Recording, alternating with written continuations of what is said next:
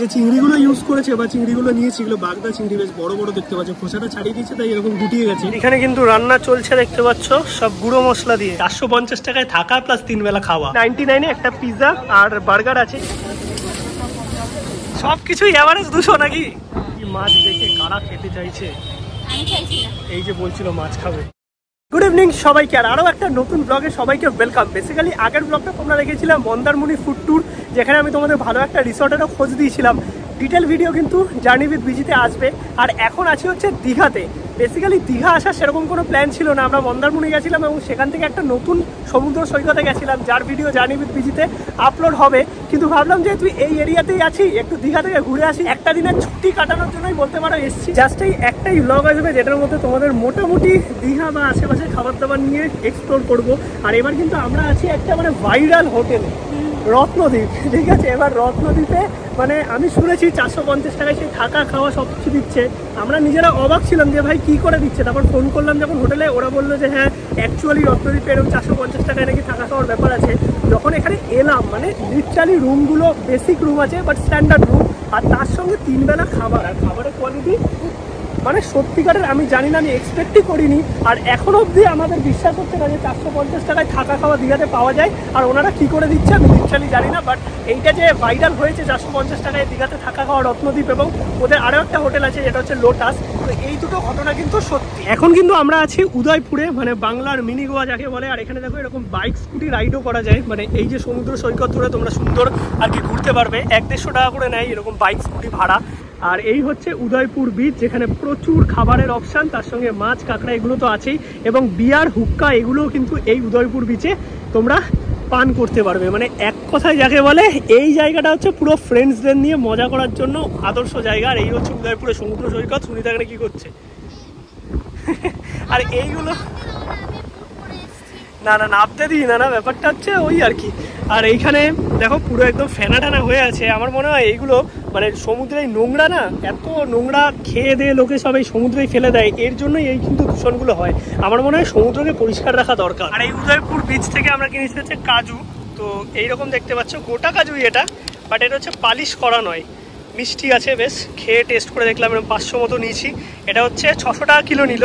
আর যদি তোমরা 700 টাকারটা নাও এই সেম কাজুই, ওটা হচ্ছে একটু পালিশ করা, মানে ডিফারেন্স এরকম কিছু নেই। জয়পুর বিচে কিন্তু প্রচুর এরকম দোকান আছে দেখো, যেখানে কাঁকড়া মাছ বিয়ার এগুলো তোমরা কিন্তু আর কি খেতে পারবে। মানে পুরো সমুদ্রে একদম পা ভেজাতে ভেজাতে সুন্দর বসে খাবার দাবার এনজয় করতে পারবে। প্রচুর দোকান আছে এখানে। কাকিমার দোকান থেকে আমরা এরকম মাছ চিংড়ি এগুলো নিলাম।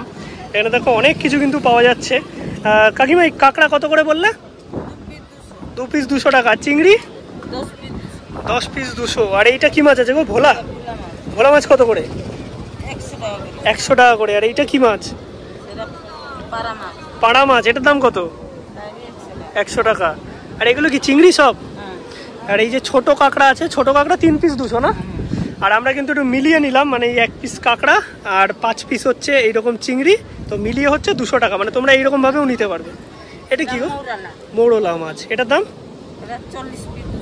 40 পিস 200 টাকা। মানে এরকম ডিপ ফ্রাই ভাজা করে দেবে। সব কিছুই এভারেজ 200 নাকি? Fix rate?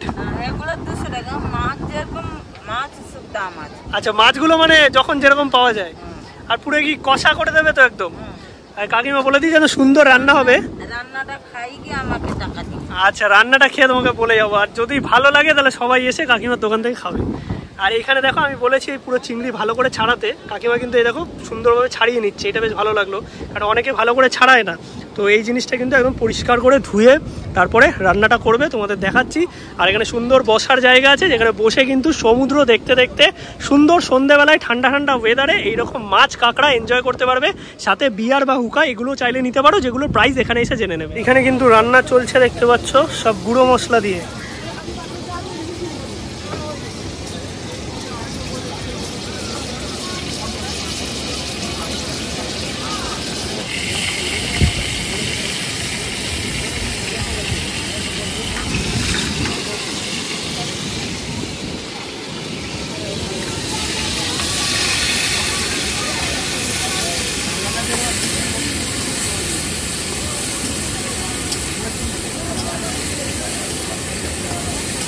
পুরো একদম কষা করে রান্না হচ্ছে, মানে ইনস্ট্যান্ট সব মশলা দিয়ে।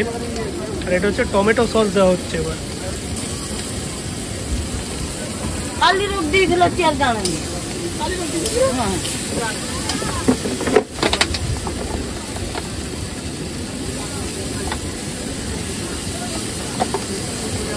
গন্ধটা কিন্তু সেই বেরোচ্ছে একদম, সত্যিকারের রান্না কিন্তু হেভি লাগবে মনে হচ্ছে। যা মানে কাকিমা বলেছিল একবার রান্নাটা খেয়ে দেখো, এখানে কালারটা দেখো, মানে কালার তো দেখলে বোঝা যায় রান্না কেমন হবে। এমনি কটা অবধি দোকান খোলা থাকে এখানে? 6টা অবধি। আর আচ্ছা, আর দুপুরবেলায় কটায় খোলে?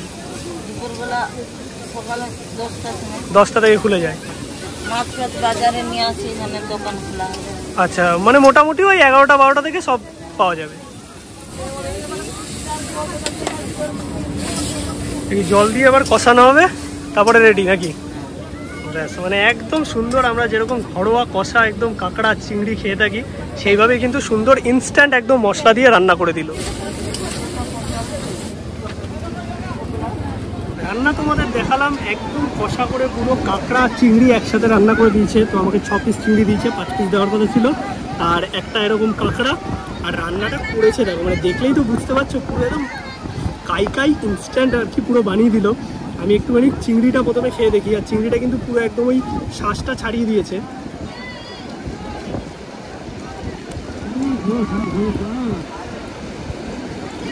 ফ্যান্টাস্টিক রান্না হচ্ছে, দারুণ, সত্যিকারের পারফেক্ট ঝাল, একদম মশলাদার, এটা জাস্ট দুর্দান্ত লাগছে।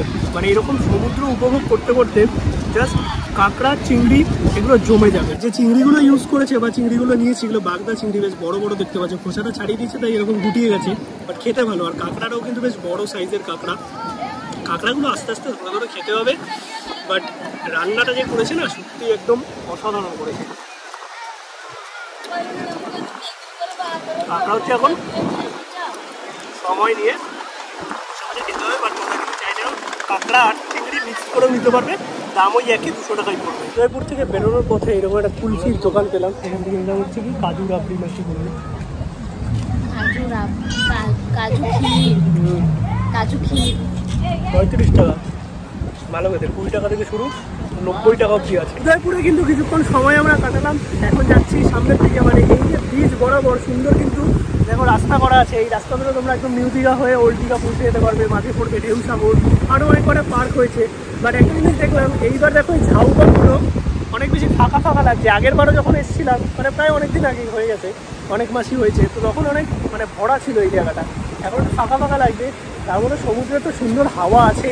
আর যারা আমার journey with visited south India series দেখেছো, সেখানে কন্যাকুমারী অথবা আমরা যে গেছিলাম হচ্ছে রামেশ্বরমের দিকে, ওইখানে যে সমুদ্র ছিল না, মানে সমুদ্রের রঙই আলাদা, পুরো নীল হালকা সবুজ সবুজ। আর এইখানে সমুদ্রের রং দেখো, মানে পুরো একদম ধূসর কালারে। এখানেও কিন্তু বে অফ বেঙ্গল, তোমরা যদি কেউ কন্যাকুমারী গিয়ে থাকো সেখানে দেখবে যে একপাশে বে অফ বেঙ্গল, একপাশে অ্যারাবিয়ান সি, আর সোজাসুজি হচ্ছে পুরো ভারত মহাসাগর। ধনুষকোটি গেলেও সেখানে একদিকে অ্যারাবিয়ান সি আর আরেকদিকে হচ্ছে ভারত মহাসাগরের পাড়। সেখানে কিন্তু বে অফ বেঙ্গল কি পরিষ্কার, মানে কেউ গেলে বুঝতে পারবে। বা আমার সিরিজগুলো জার্নি উইথ ভিজিতে আপলোড আছে, টোটাল সাউথ ইন্ডিয়া সিরিজ, সেখানে তোমরা দেখতে পারবে। মানে পরিষ্কার, মানে পুরো নিচে সমুদ্রের একদম কি আছে দেখতে পারবে। পাম্পান ব্রিজ, মানে ব্রিজের ওপর থেকে সমুদ্রের নিচে পুরো একদম পাথর শ্যাওলা দেখা যায়, এতটা পরিষ্কার। আর এইখানে সমুদ্র এইরকম যেন সত্যিই বুঝি না, মানে দীঘার সমুদ্র আস্তে আস্তে ওই নীল ব্যাপারটা আমার মনে হয় যে চলে যাচ্ছে। পুরীতে গেলে তাও কিছু দেখা যায়, মানে পুরীর সামনের দিকটা এরকম থাকলে দূরের জলগুলো নীলচে নীলচে থাকে, কিন্তু দীঘাতে এখনো সেই নীল সমুদ্রটা ফিল করা যায় না। আর এই হচ্ছে আমরা পুরো সুন্দর একদম উদয়পুর থেকে সোজা যে রোড চলে গেছে নিউ দীঘা ওল্ড দীঘার দিকে, সেখান থেকে যাচ্ছি। আর এইদিকেও কিছু পার্ক আছে, সামনে ঢেউসাগর পড়বে। নিউ দীঘা বিচ থেকে কিন্তু এই জাহাজবাড়ি দিকে যাওয়ার পথে এই যে ভাইয়ের দোকান আছে, সোডা সেন্টার দেখতে পাচ্ছ, এখানে কিন্তু ভ্যারাইটিস রকমের সোডা পাওয়া যায়। মানে আমি দীঘায় আসলে কিন্তু এই দোকান থেকে মানে সোডা ট্রাই করবোই। তো এখানে ভাই সোডা বানাচ্ছে সুন্দর। এখন দাম কি আছে গো? 20 টাকা করে সোডা। আর যদি কেউ জল দিয়ে নেয় নর্মাল 10 টাকা। আর এখানে তো মনে হয় অনেক কিছু রেখেছো এখন, এই মজিটো পাওয়া যাচ্ছে, এগুলো কত করে? 30 টাকা মকটেল মজিটো। আচ্ছা, মকটেল জানেবে 30 টাকা। আরে একদম কিন্তু রিজনেবল প্রাইসে মানে ভাইয়ের দোকানে পাওয়া যাচ্ছে। তোমরা যদি কেউ আর কি খেতে চাও এইখানে আসতে পারো। কিন্তু ঠান্ডা ঠান্ডা কিন্তু দারুণ। আর মজিটো আছে, বিভিন্ন রকম মকটেল আছে, সেগুলো হচ্ছে মাত্র 30 টাকা। মানে এই জাহাজবাড়ি যাওয়ার পথে বা বলতে পারো জাহাজবাড়ি থেকে বিচ যাওয়ার পথে এই ভাইয়ের দোকানে কিন্তু তোমরা এই ড্রিঙ্কস ট্রাই করতে পারো, সত্যিই দারুণ। গরমের মধ্যে একদম ঠান্ডা ঠান্ডা ব্যাপার। দীঘাতে শুধু ভিড়টা দেখো, মানে কত মানুষ, শীত গ্রীষ্ম বর্ষা দীঘাই হচ্ছে আমাদের ভরসা। মানে গরম হোক বা ঠান্ডা বা বর্ষা দীঘাতে আসতেই হবে। আর এইদিকে দেখো প্রচুর খাবারের দোকান আছে চারিদিকে, তোমরা সি ফুড থেকে শুরু করে বিভিন্ন ধরনের খাবারও পেয়ে যাবে, সাথে শপিংয়ের অপশান আছে। এইদিকে পেয়ার ইউজ টয়লেট আছে, মানে সব কিছু মিলিয়ে সন্ধ্যেবেলার দীঘা কিন্তু পুরো জমজমাট। ওল্ড দীঘা এসে কিন্তু বিগ শপ পিৎজা থেকে নিয়ে নিলাম হচ্ছে এরকম পিৎজা, যেখানে ননভেজ একটা পিৎজা আছে, সাথে একটা বার্গার আছে। এর দাম নিয়েছে আমার টোটাল হচ্ছে 145 টাকা। বেসিক্যালি 99-এ একটা পিৎজা আর বার্গার আছে, এটা ভেজ, আর 39 রুপিস অ্যাড হবে, সেটা হচ্ছে ননভেজ করলে প্লাস 5% জিএসটি। আর এখানে ভিড় দেখো, মানে সব ধরনের খাবার কিন্তু আছে। টেস্টটা কিন্তু মোটামুটি ঠিক আছে, বাট একটু ড্রাই লাগলো। ওপরে চিকেন, কর্ন, সাথে চিজ, অনেক কিছু দেওয়া। এবার একটু খেয়ে দেখি কেমন খেতে। দাম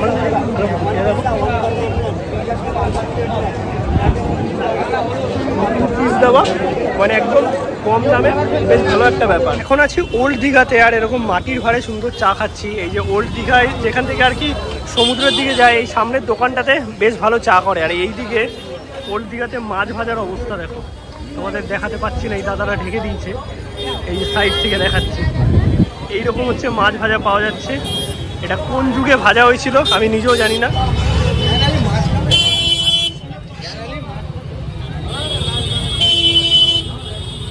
এই হচ্ছে মাছ। এই মাছ দেখে কারা খেতে চাইছে? এই যে বলছিল মাছ খাবে, মাছ খেলে এই মাছ কিন্তু একটু বুঝে খাবে। মানে এখানে সব যেন ভাজা মাছ বিক্রি হচ্ছে, ভেজেই রেখে দিয়েছে, কবে ভেজেছে কে জানে, কালো হয়ে গেছে মাছ।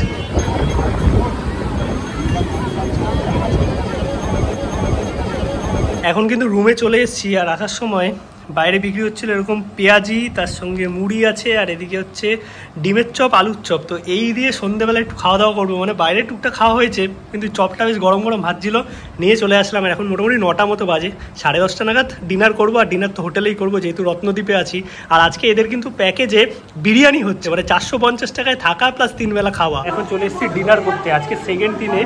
এইখানে আছে হচ্ছে বিরিয়ানি, মানে চিকেন বিরিয়ানি, এটাও কিন্তু 450 টাকার প্যাকেজের মধ্যে।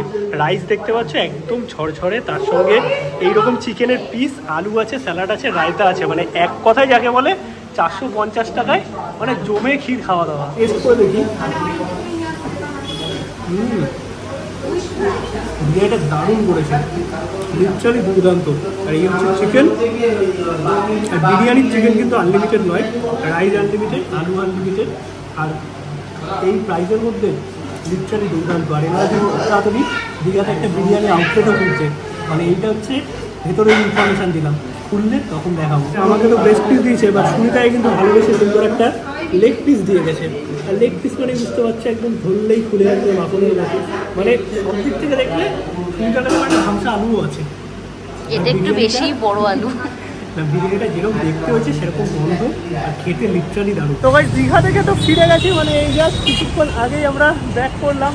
আর একটা দিনে জাস্ট ছোট্ট কিছু এক্সপিরিয়েন্স তোমাদের সাথে শেয়ার করেছি, সেরকম ডেডিকেটেড ভিডিও বানানোর প্ল্যানে যাইনি। ওভারঅল ব্লগটা যদি ভালো লাগে অবশ্যই একটা লাইক করো, ভিডিওটা খুব শেয়ার করো। আর তার সঙ্গে কলকাতার কন্টেন্ট তো আসবেই, যেহেতু এখন চারিদিকে ভোটের একটা ব্যাপার চলছে না, মানে কখন কী ভিডিও করতে পারবো না করতে পারবো মানে বুঝতেও পারছি না। বাট চেষ্টা করবো সব কিছু ঠিক রাখে, যাতে ব্লগগুলো ঠিকঠাক দেওয়া যায়, সেটা ট্রাভেলে হোক অথবা কলকাতা ফুডিতে। চলো সবাইকে আজকের মতো টাটা, গুড নাইট।